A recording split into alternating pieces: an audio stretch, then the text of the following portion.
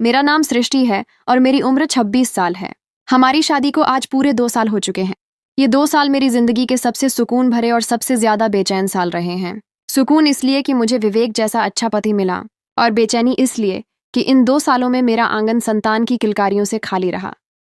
मैं रोजाना सुबह जल्दी उठकर, स्नान करके, साफ सुथरे कपड़े पहनकर, पूरी श्रद्धा से भगवान श्री कृष्ण के चरणों में बैठकर उनसे मिन्नतें और प्रार्थनाएं करती हूँ। शाम को भी पूजा की थाली सजाती हूँ कि वह मेरी झोली भर दें, मुझे एक बेटा दें, एक ऐसा सहारा, एक ऐसा वारिस जिसके सहारे मैं अपनी बाकी जिंदगी गर्व से गुजार सकूं। मेरे पति भी एक बेटे की ही ख्वाहिश रखते हैं, लेकिन मेरी सास की नज़र में तो बेटे के बिना बहू की कोई अहमियत ही नहीं। दुर्गा देवी का रौद्र रूप मेरी सास, जिनका नाम दुर्गा देवी है, एक ऐसा ज्वालामुखी है जो हर वक्त फटने के लिए तैयार रहता है। वह अपनी जात में एक सख्त, तेज मिजाज और बेहद हावी व्यक्तित्व की मालकिन है। जिस दिन से, यानी आज से 2 साल पहले, मैं नई नवेली दुल्हन बनकर इस घर में आई, मुझे उनके बर्ताव का अंदाजा हो गया था। वह पहली ही नजर में बता देती थी कि इस घर में उन्हीं का हुक्म अंतिम है। दुर्गा देवी मुझसे हर बात अपनी मनवाती थीं। वह छोटी से छोटी चीज, जैसे नाश्ते में क्या बनेगा, से लेकर बड़ी चीजों जैसे घर के लिए कौन सी चीज खरीदी जाए तक में अपनी मर्जी शामिल करती थीं। अगर मैं उनकी कोई बात नहीं मानती या मेरी किसी गलती पर वह मुझसे नाराज हो जाती, तो वह तुरंत अपने बेटे, मेरे पति विवेक, को मेरे खिलाफ भड़का देती थीं। उनका बस एक जुमला होता, इस लड़की को मेरी कदर नहीं, यह मेरी एक नहीं सुनती, तुम इसका ख्याल रखना। और मेरा पति बिना कुछ सोचे समझे उनकी बात मान लेता और मुझ पर गुस्सा करता। इन सब चीजों ने मुझे दिन रात परेशान कर दिया था और मेरे चेहरे से हंसी जैसे रूठ सी गई थी। बांझ का ताना और पंडित जी का सुझाव, शादी के 2 साल गुजर जाने के बावजूद जब मुझे कोई संतान नहीं हुई, तो दुर्गा देवी को मानो एक नया हथियार मिल गया। उनकी जुबान पर मुझे बांझ होने के ताने चढ़ गए। वह रोजाना कोई ना कोई ऐसी बात कहती थीं जिससे मेरा दिल छलनी हो जाता, मेरा आत्मविश्वास टूट जाता। वह मुझे कभी बदकिस्मत कहती तो कभी बेकार। मैं बहुत दुखी और मायूस रहने लगी। हर वक्त मेरी आंखों में नमी रहती। मुझे ऐसा महसूस होता था जैसे मेरा दुख समझने वाला इस बड़ी दुनिया में कोई नहीं है। विवेक को भी लगता था कि उनकी माँ जो कह रही हैं वह सही ही होगा, इसलिए वह कभी खुलकर मेरा साथ नहीं देते थे। मैं घर के कोने में दुबक कर रोती रहती। एक दिन मैंने इस तकलीफ से भागने का फैसला किया और अपने मायके, अपनी माँ सुमति के घर चली गई। दरवाजे पर मुझे देखते ही मेरी माँ हैरान रह गईं। उन्हें मेरे चेहरे की उदासी और आंखों की लालिमा से सब कुछ मालूम हो गया। मैंने उन्हें सारी सिचुएशन से, सास के बर्ताव से लेकर बांझ के तानों तक बताया। मेरी माँ का दिल भी टूट गया और उन्होंने मुझे गले लगा लिया। मेरी माँ मुझे एक पंडित जी के पास ले गईं, जो इलाके में अपनी समझ और आध्यात्मिक ज्ञान के लिए मशहूर थे। उन्हें मेरी परेशानी के बारे में बताया। वीडियो पर आगे बढ़ने से पहले, यदि आपने हमारे चैनल को सब्सक्राइब नहीं किया है, तो कृपया सब्सक्राइब करें और उसके बगल में घंटी को चालू करें। पंडित जी ने मेरा हाथ देखा और कुछ मिनट गहरी सोच में रहने के बाद मेरी माँ से मेरी सास के बर्ताव के बारे में पूछा। फिर उन्होंने मुझे 11 दिन तक विष्णु सहस्त्रनाम का पाठ करने को कहा और साथ ही एक बहुत ही कीमती सलाह दी, जब भी आपकी सास आपसे कोई सख्त बात करें या लड़ाई करें तो आप चुप रहा करें। उन्होंने कहा कि खामोशी इख्तियार करने से लड़ाई खुद ही खत्म हो जाएगी, क्योंकि 2 लोगों में लड़ाई तभी होती है जब दोनों तरफ से आग लगे। मैं घर वापस आई और पंडित जी के बताए हुए नियम के मुताबिक पूरी एकाग्रता के साथ अपना पाठ शुरू कर दिया और साथ ही रोजमर्रा के काम करने लगी। जल्दी ही मुझे एक हैरान कर देने वाली सच्चाई समझ आ गई। दुर्गा देवी दरअसल मेरी तरफ से जवाब मिलने पर ही और बोलती थीं। उनका मकसद मुझसे कोई तर्क की बात करना नहीं, बल्कि महज मुझे जलील करना होता था। अगर मैं खामोश रहती, निगाहें नीचे कर लेती, तो वह खुद ही चुप हो जाती, जैसे उनके हथियार की धार कुंद पड़ गई हो। पंडित जी का मशवरा बिल्कुल सही था। मैंने दुर्गा देवी की किसी बात का जवाब नहीं दिया, बस सुनी अनसुनी कर देती थी। मैं अपने होंठ सी लेती और सर को हल्का सा झटका देकर अंदर ही अंदर सब कुछ पी जाती। कुछ ही दिनों में घर के अंदर का माहौल काफी शांत हो गया, जैसे तूफान थम गया हो। वारिस का जुनून और अचानक कृपा, लेकिन यह सुकून ज्यादा देर बरकरार नहीं रहा। जल्द ही दुर्गा देवी पर अपने वारिस का जुनून फिर से सवार हो गया कि उन्हें तो बस अपना वारिस चाहिए, कुछ भी हो जाए। वह फिर से मुझे बांझ कहकर ताने देने लगी और तरह तरह की बातें सुनाती जो सीधा मेरे दिल पर वार करती। वह तो यहाँ तक कह देती थीं कि विवेक को दूसरी शादी कर लेनी चाहिए। मैं बस खामोश आंसू पीती रही। मेरी आंखें भीग जाती मगर होंठ खामोश रहते। मैं गम से निढाल हो गई थी और मेरे पति विवेक भी अपनी माँ के सामने हमेशा की तरह मेरा साथ नहीं देते थे। फिर एक रोज मुझ पर भगवान की कृपा हुई और मुझे मालूम हुआ कि मैं गर्भवती हूँ। यह खबर मेरे लिए किसी चमत्कार से कम नहीं थी। मैंने सबसे पहले विवेक को बताया। वह भी बहुत खुश हुए, लेकिन सबसे ज्यादा हैरान करने वाला रिएक्शन दुर्गा देवी का था। ये खबर मिलने के अगले ही दिन की बात है। दुर्गा देवी मेरे कमरे में आईं और उनके चेहरे पर एक अप्रत्याशित नरमी और खुशी थी। उन्होंने आगे बढ़कर मेरा माथा चूमा और बोली, बहुत बहुत मुबारक हो बेटा, ईश्वर ने तुम पर अपना खास करम किया है। बस अब तुम अपना बहुत ख्याल रखना और किसी काम को हाथ भी न लगाना। मुझे बस मेरा वारिस सही सलामत चाहिए। दुर्गा देवी की इस अचानक मोहब्बत पर मैं सिर्फ सिर हिलाकर रह गई। मैंने देखा कि उनकी आंखों में एक गहन तमन्ना थी। वह तमन्ना सिर्फ वारिस की थी। मैं अभी अपनी सोचों में गुम थी कि दुर्गा देवी ने अपने एक जोड़ी पुरानी फटी चप्पलें मेरे सामने फर्श पर रख दी। वह चप्पलें इतनी पुरानी थीं कि कई जगह से फटी हुई थीं और उन पर मिट्टी और धूल जमी हुई थी। उन्होंने मुझसे कहा, इन चप्पलों को तुमने पूरे 9 महीने तक अपने पांवों में पहने रखना है। ये तुम्हारे पांवों से उतरनी नहीं चाहिए, चाहे कुछ भी हो जाए, यहाँ तक कि रात को भी नहीं। मैं दुर्गा देवी की यह बात सुनकर गहरी हैरानी और सदमे में चली गई और बोली, माँ जी, आप ऐसा क्यों कह रही हैं? ये पुरानी चप्पलें? मेरे पूछने पर उनके चेहरे पर फिर वही पुराना गुस्से वाला रंग आ गया और उन्होंने मुझे झिड़क दिया और बोली, जैसा कहा है वैसा ही करो, वरना मुझसे बुरा कोई नहीं होगा। ये एक तरह की कसम है जो तुम्हें पूरी करनी है। मैं खामोश हो गई, लेकिन दिल ही दिल में मैंने उसी लम्हे यह तय कर लिया था कि मैं किसी सूरत भी यह जूते अपने पैरों में नहीं पहनूंगी, चाहे मुझे कोई भी खतरा मोल लेना पड़े। मैंने उनके सामने वह चप्पलें पहनी और बाहर जाने लगी, लेकिन दुर्गा देवी ने मुझे रोक दिया और कहा, तुम आराम करो, बाहर का काम मैं देख लूंगी।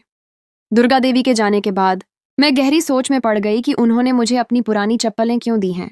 क्या राज है इन चप्पलों में जो मुझे पूरे 9 महीने पहनने को कहा गया? मुझे समझ नहीं आ रहा था कि मैं यह गंदी सी चप्पलें कैसे पहनूंगी। इन्हें देखते ही मेरा दिल खराब हो रहा था, उलटी सी आने लगती थी। सफर, जिज्ञासा और बदलने का फैसला। गर्भावस्था के तीसरे महीने में मेरे पति विवेक को काम के सिलसिले में शहर से बाहर एक दूर दराज इलाके में जाना पड़ा। उन्हें 15 से 20 दिन लगने थे। उन्होंने मुझे अपना ख्याल रखने का कहा और दुर्गा देवी से इजाजत लेकर चले गए। उनके बिना मैं बहुत अकेला महसूस करने लगी और अब मुझे सास की सख्त निगरानी का सामना था। दुर्गा देवी अपने काम से काम रखने वाली औरत थीं, लेकिन वारिस के मामले में वह हद से ज्यादा जज्बाती हो गई थीं। मैं अक्सर यह सोचने लगती कि अगर मुझे पहले की तरह बेटी हो गई तो न जाने दुर्गा देवी मेरे साथ क्या करेंगी। शायद वह मुझे इस घर में भी न रहने देंगी। ये डर मेरे दिल में बैठ गया था। दुर्गा देवी रोजाना आकर यह चेक करती थीं कि मैंने उनकी दी हुई चप्पलें पहन रखी हैं या नहीं। उनका जुमला एक ही होता था, ये चप्पलें तुम्हारे पांवों से उतरनी नहीं चाहिए। एक दोपहर मेरा दिल बहुत खराब होने लगा। उलटी की वजह से मुझे घुटन महसूस हुई। मैं ताज़ा हवा में सांस लेने के लिए छत पर आ गई। जो मैंने अपनी आंखों से देखा, उसे देखकर मेरे पैरों तले से तो जमीन ही निकल गई। मैंने देखा कि सामने ही एक मेज पर दुर्गा देवी के साइज की बहुत सारी चप्पलों की जोड़ियां रखी थीं, जो सबकी सब उसी तरह पुरानी और फटी थीं। उनके साथ ही कुछ और पूजा पाठ का सामान भी था, जिसका मुझे कोई इल्म नहीं था। कुछ अजीब सी चीजें, कुछ धागे और जड़ी बूटियां। यह सब चीजें मैंने पहले कभी नहीं देखी थीं। मैं हैरत से मेज पर पड़े सामान और चप्पलों को देख रही थी। ये यकीनन दुर्गा देवी का सामान था, लेकिन वह इतनी सारी चप्पलें क्यों जमा करती हैं? क्या खासियत है इनमें जो वह मुझे 9 महीने तक एक जोड़ी पहनने को कह रही हैं? यही बात मुझे बुरी तरह से परेशान कर रही थी। मैंने इन चप्पलों से जान छुड़ाने के लिए एक प्लान बनाया। मैंने अपनी सास से इजाजत ली कि मैं अपनी माँ सुमति से मिलने जाना चाहती हूँ। पहले तो उन्होंने सख्ती से इनकार किया और फिर बोली, अपनी माँ को यहीं बुला लो। लेकिन फिर मेरी उदास शक्ल देखकर शायद उन्हें कुछ तरस आ गया, या उन्होंने सोचा कि मैं वापस आ जाऊंगी, और वह मान गई और बोली, चली जाओ, लेकिन बहुत एहतियात करना, अपना बहुत ख्याल रखना बेटा। मैं शुक्रिया अदा करके वहां से निकली। एक ऑटो रिक्शा में बैठकर अपने मायके आ गई। मैंने अपनी माँ को बताया कि किस तरह दुर्गा देवी मुझे जबरदस्ती अपनी पुरानी चप्पलें पहनने पर मजबूर करती हैं। मेरी बात पर सुमति खुद हैरान थी कि यह कैसा अनोखा मामला है। मैंने माँ से कहा कि मुझे बाजार चलना है, मुझे किसी भी तरह इन चप्पलों से जान छुड़वानी है। माँ मुझे बाजार ले गईं और वहां से मैंने बिल्कुल वैसी ही नई चप्पलें खरीदी जैसे मेरी सास की थीं। उनका रंग, बनावट सब कुछ एक जैसा था। मैंने वह खरीदी हुई चप्पलें फौरन पांवों में पहनी और सास की पुरानी चप्पलों को कूड़ेदान, कचरे में फेंक दिया। अब मैं काफी हद तक शांत होकर अपने घर वापस आ गई। मुझे इत्मीनान था कि इन चप्पलों से मेरी जान छूट गई है। इन चप्पलों से मुझे अजीब सी नफरत महसूस होती थी, एक गैर मामूली डर, पर समझ नहीं आता था कि ऐसा क्यों होता है। मेरा दिल कह रहा था कि अगर मैं इन्हें पहनती रही तो अगली पीढ़ी, औलाद मुझे नहीं मिलेगी। तभी मेरे जहन में चप्पलें बदलने का ख्याल आया था और मैंने फौरन इस पर अमल किया। जासूसी, राज की तलाश और वह डरावना पल जब मैं घर पहुंची तो दुर्गा देवी मेरा ही इंतजार कर रही थीं। जैसे ही मैं घर में दाखिल हुई, उनकी नजरें मेरे पैरों पर टिक गईं कि आया मैंने उनकी दी हुई चप्पलें पहन रखी हैं या नहीं। मेरे पांवों में वही शक्ल की चप्पलें देखकर उन्हें तसल्ली हो गई थी और उनके चेहरे पर सुकून आ गया। लेकिन मेरा तजस्सुस, जिज्ञासा और बढ़ गया। दुर्गा देवी के बर्ताव ने मुझे बहुत कुछ सोचने पर मजबूर कर दिया था। क्या राज था इन चप्पलों का, वह भी इतनी पुरानी हालत में। मुझे किसी भी तरह इस राज की सच्चाई तक पहुंचना था, लेकिन दुर्गा देवी जैसी चालाक औरत के सामने मेरा यह प्लान मुश्किल नजर आ रहा था। उनकी निगाहें बहुत तेज थीं और हर वक्त मुझ पर ही रहती थीं। मैं बहुत दिनों से किसी मौके की तलाश में थी, जो मुझे आखिरकार मिल ही गया। दुर्गा देवी ने अपनी किसी सहेली के घर एक पूजा में जाना था और मेरे लिए तो यह मौका गनीमत था। दुर्गा देवी ने जाने की तैयारी की और जाते हुए मुझे कुछ जरूरी हिदायतें करके चली गईं। उनके जाने के बाद मैं उनके कमरे में आ गई और पूरा कमरा देखने लगी। शायद मुझे उन चप्पलों के राज के बारे में कुछ पता चल सके। मैं बेचैनी की हालत में इधर से उधर तलाशी ले रही थी कि मेरी नज़र अलमारी के ऊपर रखी धूल से भरी किताबों पर पड़ी। मैंने हैरत से उन किताबों की तरफ देखा। दुर्गा देवी को तो पढ़ने का शौक नहीं था। मैंने एक किताब खोली। वह हिंदू धर्म की कोई पुरानी धार्मिक किताब लग रही थी और उसमें जादू टोने और तांत्रिक विद्या के इशारे थे। ये किताबें बहुत पुरानी और उनके पन्ने पीले पड़ चुके थे। एक बात जो इन किताबों में अजीब थी, वह यह कि हर तस्वीर के पीछे विभिन्न पुरानी चप्पलों की आकृतियां बनी हुई थीं, जैसे वह किसी खास मकसद के लिए बनाई गई हों। मैंने दुर्गा देवी के आने से पहले सारा कमरा समेटा और बाहर आ गई। मेरा दिल बहुत घबरा रहा था, जैसे कहीं कुछ गलत है जिससे मैं अनजान हूँ। क्या है दुर्गा देवी की चप्पलों का राज? कौन सी ऐसी वजह है जिसकी वजह से उन्हें सिर्फ बेटों से प्यार है? क्या बेटियां कुछ नहीं होती? यह सवाल मेरे जहन में बार बार आ रहे थे। मैं रोज अपने भगवान से फरियाद करती कि ईश्वर मुझे नेक और अच्छी संतान दे, चाहे वह बेटा हो या बेटी। थोड़ी देर बाद दुर्गा देवी घर आ गईं और जब से आई थीं, अपने कमरे में बंद थीं। मैं हैरान हुई क्योंकि वह बहुत खामोश और परेशान सी लग रही थीं। मुझे अंदाजा लगाने में देर न लगी कि वह किसी मुश्किल में है। मैं डरते डरते उनके कमरे की तरफ मुड़ी तो हैरत से मेरी आंखें बाहर उबलने को थीं। मेरे बिल्कुल पीछे दुर्गा देवी खड़ी थीं, जो मुझे अजीब से अंदाज में घूर रही थीं। उनकी आंखें तनी हुई थीं। मुझे तो जैसे सकते हो गया था। मेरा गला सूख गया। मैं बहुत हैरानी और परेशानी के आलम में उन्हें देख रही थी, क्योंकि अभी तो वह अंदर गई थीं। वह बाहर कैसे आ गईं? यह उनकी चालाकी थी। दुर्गा देवी ने बिना कुछ कहे, बिना कोई लफ्ज बोले, मेरा हाथ थामा और मुझे अपने कमरे में ले गईं। वह खामोशी भी खौफनाक थी। घर आकर वह मुझ पर बरसने लगी और बोली, क्या करने गई थी तुम वहां? मेरा पीछा करने की हिम्मत कैसे हुई? बददिमाग, बदतमीज औरत। विवेक को तो अपना न बना सकी और अब देखो मेरी जासूसी कर रही है। मैं उनकी बातों से बहुत घबरा गई और मुझे लगा कि अब दुर्गा देवी मुझे जिंदा नहीं छोड़ेंगी। वह मेरा गर्भ गिराने की कोशिश करेंगी। मैं उनसे माफी मांगने लगी, बहुत रोई और उनके पांवों पड़ गई कि मैं आइंदा ऐसा नहीं करूंगी। उन्होंने मेरी बातों का कोई जवाब नहीं दिया और अपने कमरे में जाकर बंद हो गईं। मैं बहुत रोई क्योंकि मेरे पति विवेक कल आने वाले थे। मुझे बस यही डर सता रहा था कि दुर्गा देवी इस बार न जाने उन्हें मेरे खिलाफ क्या पट्टी पड़ाएंगी। सुलह की कोशिश और एक नई हकीकत। मैं अपने कमरे में आकर बैठी और अपनी माँ सुमति को फोन मिलाया। मैंने उन्हें सारी बात बताई। सुमति खुद बहुत हैरान थी कि दुर्गा देवी क्या कह रही हैं। मैंने उनसे कोई ऐसा तरीका पूछा जिससे दुर्गा देवी का मूड अच्छा हो सके, ताकि वह विवेक को कुछ न बताए। माँ ने सलाह दी कि उनकी पसंद का खाना बनाकर उन्हें मनाओ। अगले रोज मैंने सुबह का सारा काम निपटाया और दुर्गा देवी के कमरे का दरवाजा खटखटाया। उन्होंने दरवाजा खोला और गुस्से वाले अंदाज में बोली, क्या है? क्यों इतनी देर से दरवाजा पीट रही हो? मैंने विनम्रता से उनका हाथ पकड़ा और बोली, माँ जी, मैंने आपके लिए बहुत स्वादिष्ट खाना बनाया है, सब आपकी पसंद का। मेरी तरफ से माफी समझ लें। दुर्गा देवी ने मुझे घूर कर देखा, जैसे कुछ जताना चाह रही हूं कि तुमने गलती की है। मैंने उनका हाथ थामा और उन्हें लिए खाने की मेज पर आ गई। मैंने उनकी प्लेट में बिरयानी निकाली ही थी कि दरवाजे पर दस्तक हुई। मैं जाना चाहा पर दुर्गा देवी बोली, तू बैठ, मैं खोलती हूँ। दुर्गा देवी ने दरवाजा खोला तो सामने ही मेरे पति विवेक अपने सफरी बैग के साथ खड़े थे। मैंने उन्हें प्रणाम, नमस्ते किया और खाने के लिए प्लेट लगाने लगी, पर वह ताज़ा होने का बोलकर कमरे में चले गए। अंदर से मेरा दिल बहुत घबरा रहा था कि न जाने अब दुर्गा देवी उन्हें क्या कहेंगी। हम सब ने शांतिपूर्ण माहौल में खाना खाया और मेरे पति सफर की बाबत बताने लगे, लेकिन मेरी नजरें बार बार दुर्गा देवी पर थीं कि कहीं वह कोई इशारा तो नहीं दे रही। मैं उन सबसे अनजान अपनी सोचों में गुम थी। मैंने अपने कमरे की राह लेनी चाहिए, लेकिन दुर्गा देवी ने मुझे डांट कर वहीं बिठा दिया। मैं जानती थी कि उनका मकसद महज मेरी तौहीन है।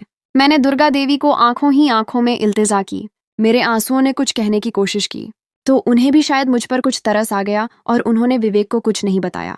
मैंने भगवान का शुक्र अदा किया और अपने कमरे में आ गई। मैं सोने लेटी तो सारी बातें मेरे दिमाग में घूमने लगीं। आज जो हुआ वह बिल्कुल ठीक नहीं था। कुछ तो था जो अनकहा सा था, जो सबकी नजरों से ओझल था।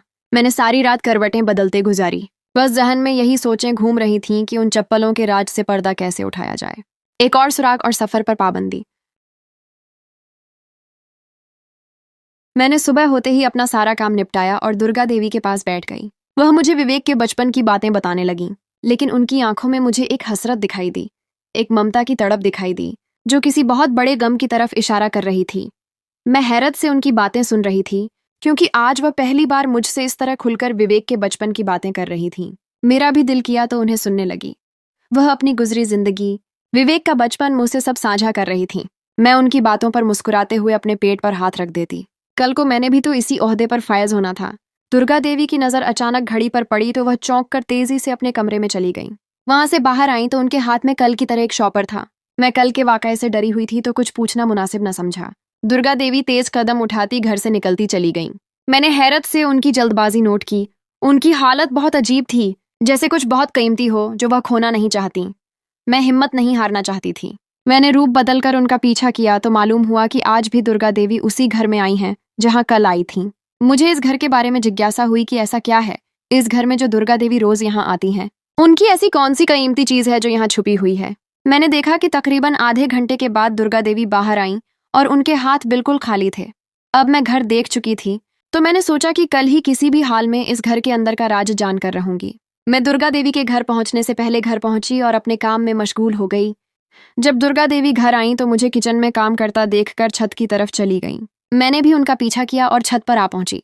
मैं छत पर आई तो देखा कि दुर्गा देवी कोने में बने एक स्टोर रूम में गई हैं और वहां से मेरे पति के कुछ पुराने कपड़े एक थैले में भर रही थीं। मैंने सोचा कि शायद किसी गरीब को देने होंगे। मैं सिर झटकती नीचे आ गई। दुर्गा देवी का अब यही नियम बन गया था। लेकिन फिर जब दुर्गा देवी ने मुझे मायके जाकर 10 दिन तक रहने को कहा तो मुझे तो मानो करंट ही लग गया, क्योंकि आज तक उन्होंने मुझे कभी जाने नहीं दिया था और अब तो 10 दिन की इजाजत दे रही थीं। मैं समझ गई कि दाल में जरूर कुछ काला है। यह 10 दिन वह कुछ बहुत अहम काम करना चाहती थी जिसमें मेरा होना रुकावट था। इससे पहले कि मैं मना करती, विवेक ने मुझे भेजने से इनकार कर दिया और सख्ती से कहीं भी आने जाने से मना कर दिया। उन्होंने कहा कि गर्भावस्था की हालत में इतना सफर ठीक नहीं। विवेक के मना करने पर दुर्गा देवी अपना सा मुंह लेकर रह गईं, लेकिन उनकी आंखों में एक गहन बेचैनी थी। पुरानी इमारत का भेद और सास का इकबाल। आज मेरा इरादा दुर्गा देवी के पीछे उस घर में जाने का था। मैंने घर के सारे काम किए और विवेक के कपड़े निकालकर सोफे पर रखने लगी। तभी मुझे दरवाजा खुलने की आवाज आई। मैंने घड़ी में वक्त देखा। ये वही वक्त था जब दुर्गा देवी उस पुरानी इमारत में जाती होती थीं। मैंने सोच लिया था कि आज उन चप्पलों का राज और इस पुरानी इमारत का राज जानकर रहूंगी। दुर्गा देवी के पीछे ही मैं उस घर में दाखिल हो गई और घर को देखने लगी। मैं दीवार की ओट में होकर सब कुछ देख रही थी। वह घर कम, खंडहर ज्यादा था, टूटा फूटा, खौफनाक। मैंने देखा वहां सिर्फ एक चारपाई और खाने की कुछ चीजें मौजूद थीं जो किसी के रहने का सबूत दे रही थीं। तभी मुझे दुर्गा देवी की आवाज सुनाई दी, जो एक लड़के नुमा लड़की को विवेक के कपड़े दे रही थीं, जो वह एक नाज ओ अंदाज से झटक रहा था। उसकी आवाज में एक तरह की नजाकत थी और चाल ढाल आम लड़कों जैसी नहीं थी। मैंने जैसे ही उस लड़के की शक्ल देखी, मेरे सामने हफ्त उफ्क 7 आसमान घूम गए। वह लड़का बिल्कुल विवेक के जैसा था, जैसे उनका जुड़वां भाई हो, लेकिन वह कुछ अजीब था। उसकी हरकतें और नजाकतें लड़कियों वाली थीं। मेरी आंखें हैरत से फटी रह गई थीं कि यह कौन सा अजूबा है। साथ ही मैंने देखा कि पुरानी चप्पलों का एक ढेर उस लड़के की चारपाई के साथ लगा हुआ था, उन्हीं चप्पलों जैसा जो मेरी सास ने मुझे पहनने को दिए थे। मुझे पता न चला कि कब मेरे पांव आगे बढ़े और मैं दुर्गा देवी के सामने आ खड़ी हुई। आज मुझे अपने सारे सवालों के जवाब चाहिए थे। मेरी आवाज में कोई लर्जिश कंपन नहीं थी। मैंने दुर्गा देवी से पूछा, यह सब क्या है माँ जी? ये लड़का कौन है और आपने इसे यहाँ कैद क्यों कर रखा है? ये सब क्या ड्रामा है और इन चप्पलों का क्या राज है? मेरी बातें सुनकर दुर्गा देवी का रंग उड़ गया। उन्हें पता चल गया था कि मैं सब जान चुकी हूँ। उनके चेहरे पर खौफ, शर्मिंदगी और दुख के मिले जुले असर थे। दुर्गा देवी नीचे बैठ गईं और रोते हुए अपना गम बयान करने लगीं। मेरी शादी के 2 साल बाद मुझे जुड़वां बेटे हुए, जिनमें से एक बेटा, इशारा विवेक की तरफ, तो पूरा था, लेकिन दूसरा बेटा तीसरी जिन्स, किन्नर हिजड़ा था। मेरी सास को सिर्फ वारिस चाहिए था। वह मुझे हर डॉक्टर, हकीम के पास ले गईं, लेकिन उनकी मुराद पूरी ना हुई। मुझे 2 जुड़वां बच्चे हुए, लेकिन एक बच्चा अधूरा था। जब मेरी सास को यह पता चला तो उन्होंने मुझसे कहा कि इस कलंक को मेरे घर से निकाल बाहर करो, वरना खुद भी चली जाओ यहाँ से। मैं बहुत रोई, बहुत गिड़गिड़ाई। मैंने ममता का वास्ता दिया, लेकिन उन्हें मुझ पर जरा तरस न आया। मेरे पति विवेक के पिता ने दिन रात मुझ पर जुल्म किए और इसे अपनी औलाद मानने से इनकार कर दिया। उन्होंने इसे बदकिस्मती करार दिया। मैंने ईश्वर से दुआ की कि मेरा कोई सहारा बनाए। मेरे पति ने मुझे ऐसा बच्चा पैदा करने की वजह से तलाक दे दी थी। मैं अपने दोनों बच्चों को लिए शहर आ गई, लेकिन यहाँ रुसवाई के डर से और विवेक के भविष्य की खातिर मैंने अपने इस बेटे को यहाँ महफूज रखा, उसे दुनिया की नजरों से छुपा कर रखा। मैंने अपने इस शहजादे बेटे की मदद ली और इससे दुआएं करवाने लगी। ये जो दुआ मांगता कबूल होती। मैंने काम करने का सोचा तो मेरा वास्ता एक ऐसी औरत से पड़ा जिसकी 7 बेटियां थीं। वह बहुत गरीब थी, उसे बेटे की चाह थी। मैंने अपने बेटे से उसके लिए दुआ करवाई और अपने बेटे के पहने हुए पुरानी चप्पलें उसे दिए, तो ईश्वर ने उसे बेटा दे दिया। तब से ही मैं ऐसी औरतों की मदद करने लगी जो बहुत मजबूर थीं। मैं उनके लिए अपने बेटे से दुआ करवाती और कोई पैसा न लेती। यहाँ तक कि मैंने ये बात किसी को नहीं बताई। बस मुझे खुशी होती कि मेरा बेटा किसी के काम आ रहा है, किसी की गोद भर रहा है। इसी तरह यह सब चलता रहा और अब तुम राज जान गई हो। मैं तुम्हारे हाथ जोड़ती हूँ सृष्टि। मेरे बच्चे के बारे में किसी को मत बताना। मुझे तुम्हें ये चप्पलें पहनाने को इसलिए कहा गया कि मेरे बेटे ने दुआ की थी कि अगर कोई औरत मेरी पहनकर चली हुई चप्पलें 9 महीने तक पहनेगी तो उसका बच्चा मेरे जैसा नुकसान वाला नहीं होगा, बल्कि उसे एक तंदुरुस्त वारिस मिलेगा। यह उसका अनोखा करम है। तुमने चप्पलें बदलकर बहुत बड़ा खतरा मोल लिया था, लेकिन ईश्वर ने तुम्हें माफ कर दिया। दुर्गा देवी संस्क्यां लेती रो रही थीं। मैंने मोहब्बत से उनकी पेशानी, माथा चूमी। मैंने दिल में सोचा, ममता ऐसी भी होती है। मेरा दिल आज खून के आंसू रो रहा था। पीछे खड़ा विवेक का भाई मुझे डरते हुए देख रहा था। उसकी आंखों में भी खौफ और ममता की कमी का दुख था। मैंने उसे भी प्यार से पास बुलाया और खूब प्यार किया। उसे गले लगाया, उसका माथा चूमा और यकीन दिलाया कि मैं उसका राज महफूज रखूंगी। मैं दिल में सोच रही थी कि लोग बुरे नहीं होते, उनको हालात और समाजी दबाव बुरा बना देता है। ऐसे लोग जिनको आप किन्नर कहते हैं, हो सकता है उनकी एक दुआ आपकी रूठी हुई तकदीर को आपकी खुशकिस्मती में बदल दे। ये लोग खुद तो पैदा नहीं होते, इनको भी उसी रब भगवान ने पैदा किया है जिसने हमें किया है। तो इनमें और हम में फर्क क्यों? बल्कि इनकी इज्जत करनी चाहिए, और इज्जत वही लोग देते हैं जो इज्जतदार होते हैं। कभी किसी की मजबूरी का फायदा ना उठाए, क्योंकि अगर उसकी आवाज अपने ईश्वर की बारगाह में उठ गई तो आपकी नस्ल तबाह हो सकती है। आज से मैं भी इस घर की राजदार हूँ और विवेक का भाई भी मेरे लिए विवेक जितना ही कीमती है। मैंने दुर्गा देवी को गले लगाया और घर आ गई। अब मेरे और दुर्गा देवी के दरमियान एक नया ममता और राज का रिश्ता कायम हो चुका था। तो दोस्तों, कैसी लगी आपको आज की हमारी यह शानदार कहानी? मैं उम्मीद करती हूँ कि आपको कहानी जरूर पसंद आई होगी। अगर आपको कहानी पसंद आई हो तो वीडियो को लाइक करें और अपने दोस्तों के साथ शेयर भी जरूर करें।